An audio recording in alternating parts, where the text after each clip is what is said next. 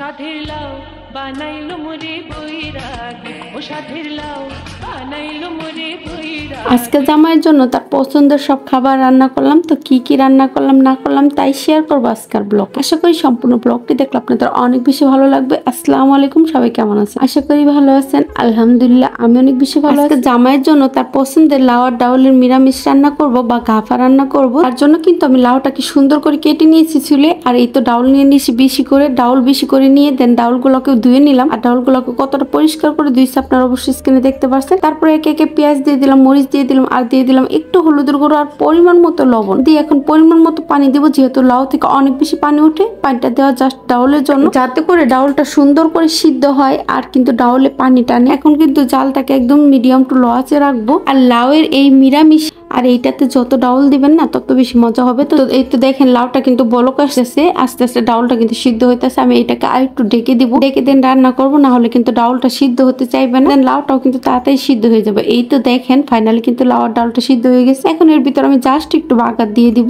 বাগারটা আমি এখানে পাঁচফোড়ন দিচ্ছি আর পেঁয়াজ আর রসুন দিয়ে বাগার দিয়ে দিচ্ছি। আর বাগারে কিন্তু আমি 2টা শুকনো মরিচ দিয়েছি ফ্লেভারের জন্য প্লাস সৌন্দর্যের জন্য। তো যাই হোক, তো দেখুন উপর দিয়ে কিছু ধন্যবাদও দিয়ে দিলাম, দিয়ে এটাকে আরেক চুলায় রাখবো। হালকা মানে একদম মিডিয়াম টু লো আছে, একদম লো আছে রাখবো। রেখে এটাকে আর কিছুক্ষণ রান্না করে নিবো। এই ফাঁকে আমি কিছু ডাউলের বড়া বানিয়ে নিব আর কয়েকটা রুটি বানিয়ে নিব। তো যাই হোক, আচ্ছা আপনারা এই লাউ ডালের গাফাটাকে কি বলেন, কে কি বলেন অবশ্যই কিন্তু কমেন্টসে জানাবেন। আমরা নিরামিষও বলি, বেশিরভাগ গাফাই বলা হয়। মানে আমাদের অঞ্চলে কিন্তু এটা গাফা নামেই পরিচিত। তো আপনাদের অঞ্চলে কি নামে পরিচিত অবশ্যই কমেন্টসে জানাবেন। আর আপনারা কিভাবে রান্না করেন তাও একটু জানাবেন। আর এই তো কিছুক্ষণ পর পর আমি এটাকে নেড়ে দিচ্ছিলাম, নেড়ে চেড়ে দিচ্ছি, নেড়ে চেড়ে দেন আরেকটা চুলা কিন্তু আমি ট্রান্সফার করে দিব। দেন আমি এই চুলাতেই তো বড়া ভিজে নিব। বড়াটা কিন্তু আমি আগেই ডাউলটাকে ভিজিয়ে রাখছিলাম, আর এটা যেহেতু মুসু কালারের বড়া মানে অতটা ভিজিয়ে রাখতে হয় না, কিছুক্ষণ ভিজিয়ে রেখে দেন ব্লেন্ড করে নিয়েছি। আর পেঁয়াজ মরিচ দিয়েছি বেশি করে, দিয়ে দেন ধনেপাতা দিয়েছি, দিয়ে একটু হলুদের গুঁড়ো মরিচের গুঁড়ো দিয়ে তারপর একটু বাটা মশলা দিয়েছি, দিয়ে দেন এই তো সুন্দর করে হাতে মেখে নিচ্ছি। আর এই ডাউলের বড়া বানানোতে কিন্তু লবণটা সবচেয়ে চ্যালেঞ্জিং ব্যাপার, মানে চ্যালেঞ্জিং হয়ে যায় অনেকের ক্ষেত্রে। তো এই তো দেখেন একটু খেয়ে দেখে নিবেন। আর লবণটা যদি এদিক থেকে সেদিক হয় তাহলে কিন্তু খেতে মোটেও ভালো লাগবে না। একদম হালকা তেলে কিন্তু আমি বড়াগুলো ভেজে নিবো। আর এটা কিন্তু পেঁয়াজু না, জাস্ট